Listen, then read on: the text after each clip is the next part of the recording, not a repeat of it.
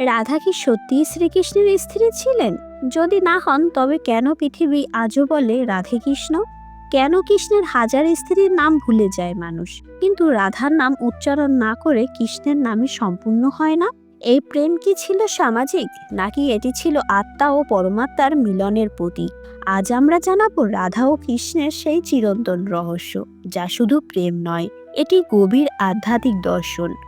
রাধা তিনি কি কেবল বৃন্দাবনের এক গোপী ছিলেন?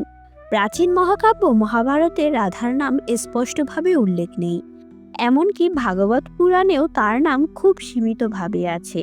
তাহলে রাধার কাহিনী কোথা থেকে এলো? রাধার বিস্তৃত পরিচয় আমরা পাই ব্রহ্ম বৈবর্ত পুরাণে। এই গ্রন্থে বলা হয়েছে রাধা কোনো সাধারণ নারী নন, তিনি হলেন শ্রীকৃষ্ণের আহ্লাদিনী শক্তি, অর্থাৎ আনন্দের চিরন্তন শক্তি। অর্থাৎ কৃষ্ণ যদি হন পরম সত্য, তাহলে রাধা সেই সত্যের প্রেমময় প্রকাশ। কৃষ্ণ যখন বৃন্দাবনে বাঁশি বাজাতেন, গোপীরা সংসারের সব দায়িত্ব ভুলে তার দিকে ছুটে যেতেন। কিন্তু রাধার টান ছিল অন্যরকম। অনেক আচার্য বলেন রাধা কৃষ্ণের চেয়েও বয়সে বড় ছিলেন। তিনি বিবাহিতা ছিলেন, তবুও তার হৃদয় ছিল কৃষ্ণময়। এখানে প্রশ্ন ওঠে, এটা কি তাহলে সামাজিক নিয়ম ভঙ্গ? না, বৈষ্ণব দর্শনে বলা হয়েছে এই প্রেম দেহের নয়, আত্মার। রাধা মানে আরাধনা, কৃষ্ণ মানে আকর্ষণ। যখন আত্মা পরমাত্মার দিকে আকৃষ্ট হয়, সেই টানই রাধা কৃষ্ণের প্রেম। কৃষ্ণ যখন মথুরা কংসবধ করতে গেলেন বৃন্দাবন ছেড়ে, তিনি আর ফিরে এলেন না। এটাই সবচেয়ে বড় প্রশ্ন, যদি এত প্রেম, তবে মিলন হলো না কেন? কারণ তাদের প্রেম সংসারের ছিল না। সাংসারিক প্রেম পূর্ণতা খোঁজে মিলনে, আধ্যাত্মিক প্রেম পূর্ণতা খোঁজে স্মরণে। রাধা কখনো কৃষ্ণকে হারাননি, কারণ কৃষ্ণ ছিলেন তার অন্তরে। কৃষ্ণ পরে রুক্মিণীকে বিয়ে করেন, তিনি হন দ্বারকার রানী। কিন্তু কেন পৃথিবী বলে না রুক্মিণী কৃষ্ণ, কেন বলে রাধে কৃষ্ণ?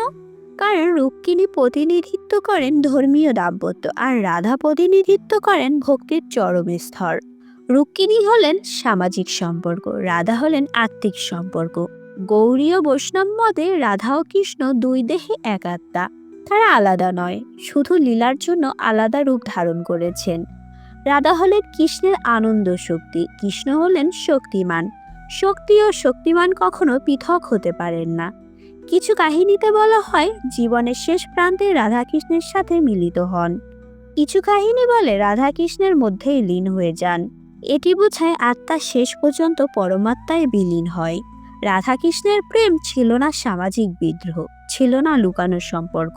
এটি ছিল এক শিক্ষা, কিভাবে ভালোবাসতে হয় নিঃস্বার্থভাবে। যেখানে ভক্তি আছে সেখানে কৃষ্ণ আছেন, আর যেখানে কৃষ্ণ আছেন সেখানে রাধাও আছেন। এটি হলো আত্মা ও ঈশ্বরের সম্পর্কের প্রতীক। মানুষ যখন নিজের অহং ভুলে সম্পূর্ণ ভক্তিতে ঈশ্বরকে ডাকে, তখন সে হয়ে ওঠে রাধা, আর ঈশ্বর তখন প্রকাশিত হন কৃষ্ণ রূপে। তাই আজও বলা হয় রাধে, তারপরে কৃষ্ণ, অর্থাৎ আমরা বলি রাধে কৃষ্ণ, কারণ ভক্তি ছাড়া ঈশ্বর লাভ হয় না।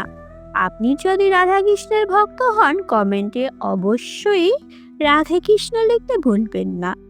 ভিডিওটি ভালো লাগলে রাধিকা চ্যানেল সাবস্ক্রাইব করে পাশে থাকুন।